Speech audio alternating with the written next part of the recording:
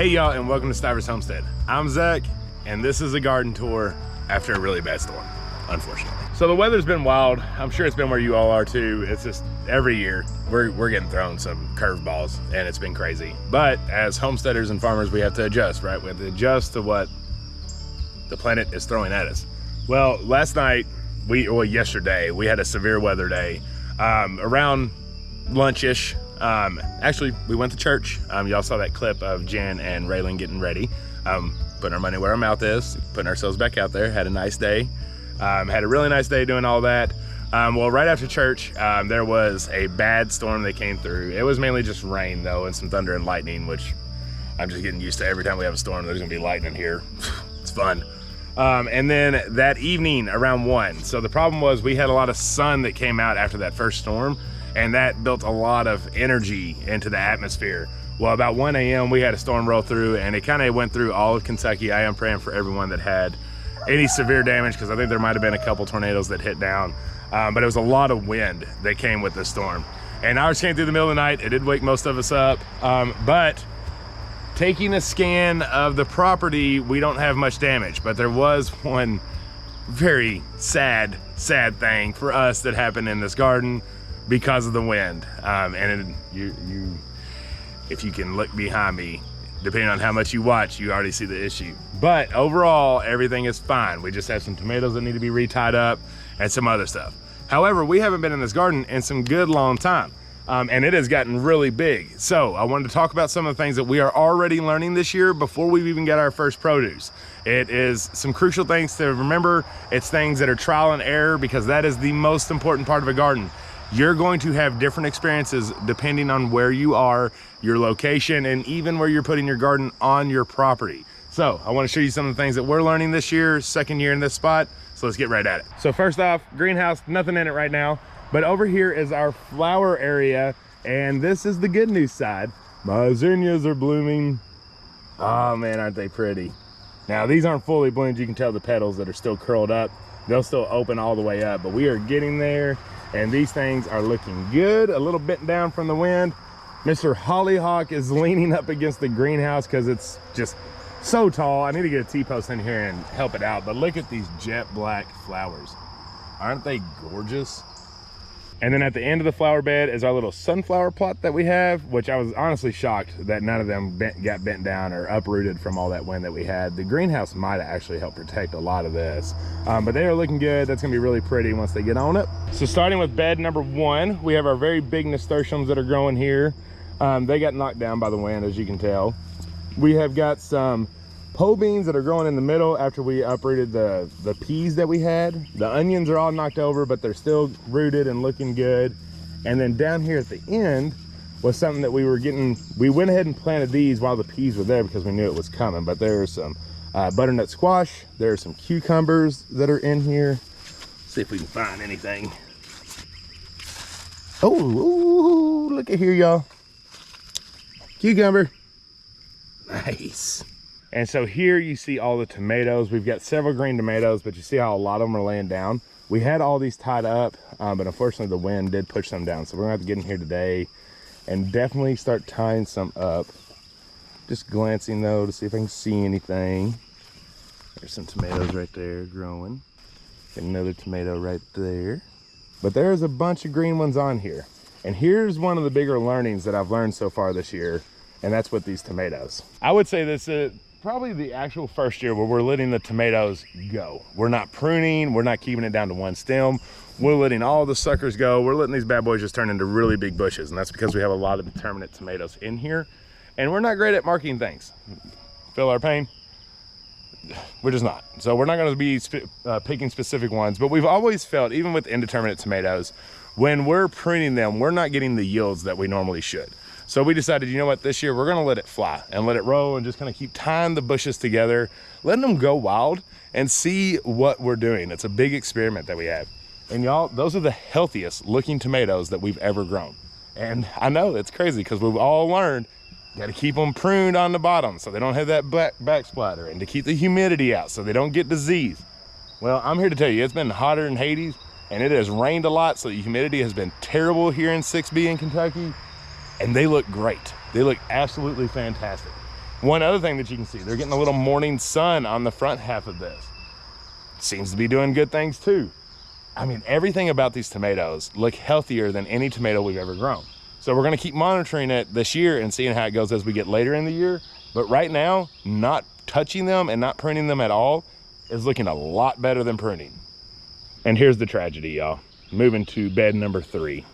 My Mexican sunflower that was a volunteer in this grow bag that we got from Haas Tools, look at it. It split it right at the base. It's just all laid down. It was just now starting to bloom.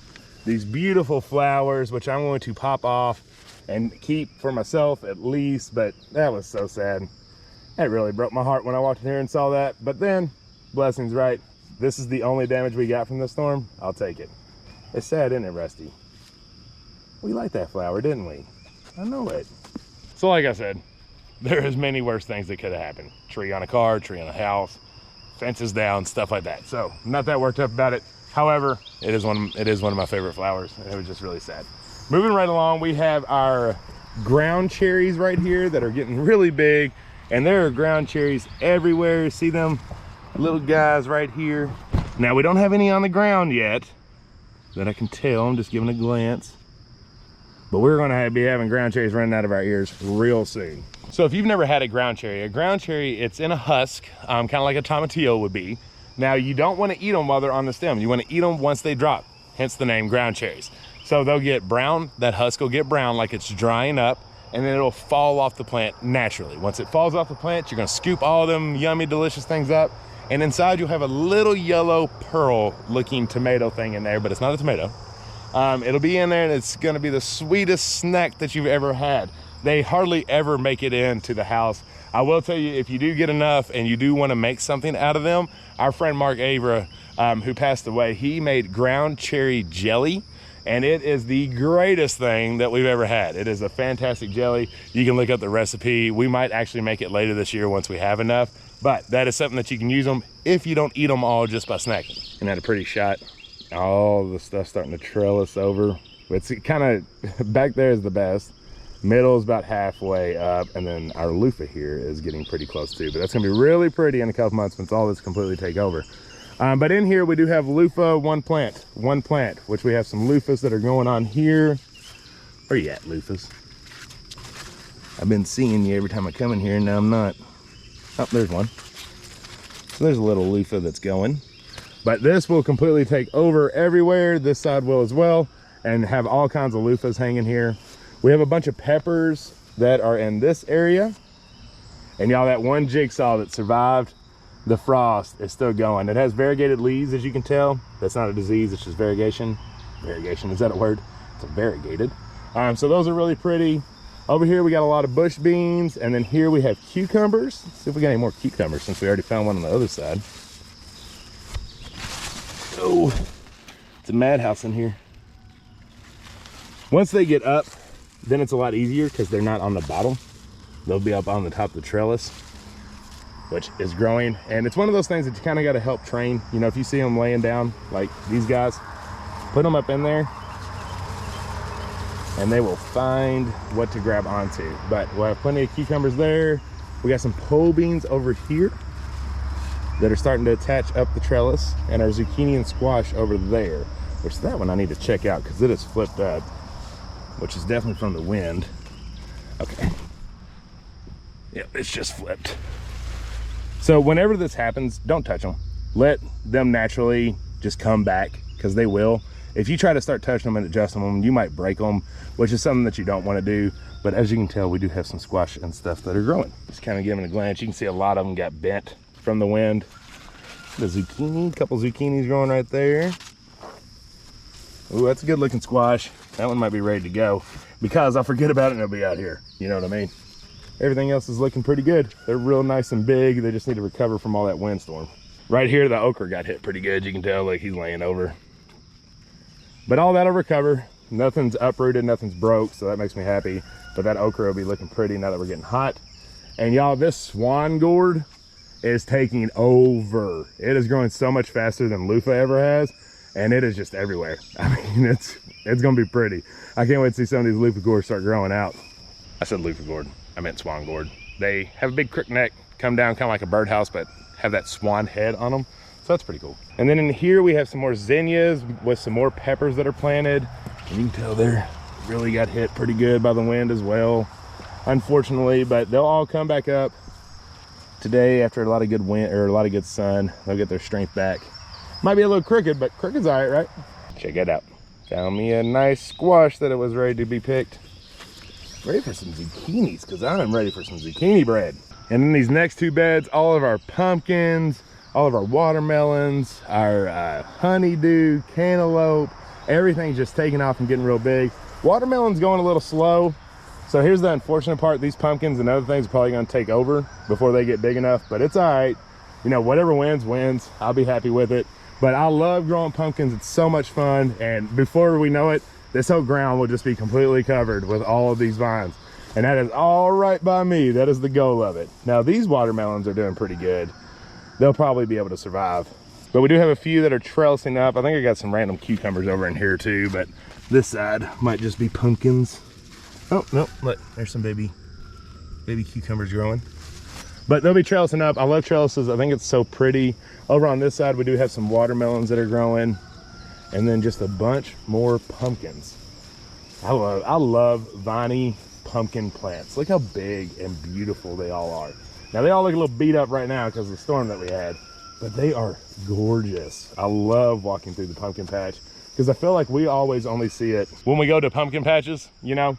And if you've ever noticed, all the pumpkins are already off the vines because they're done growing. The vines are gone. It's just pumpkins that are hanging out there. So rarely people get to see this beautiful side of pumpkins and what they look like and how gorgeous the plant is, like I do. It's honestly a part of the reason why I love to grow them so much is just because I love the beauty it provides in the garden.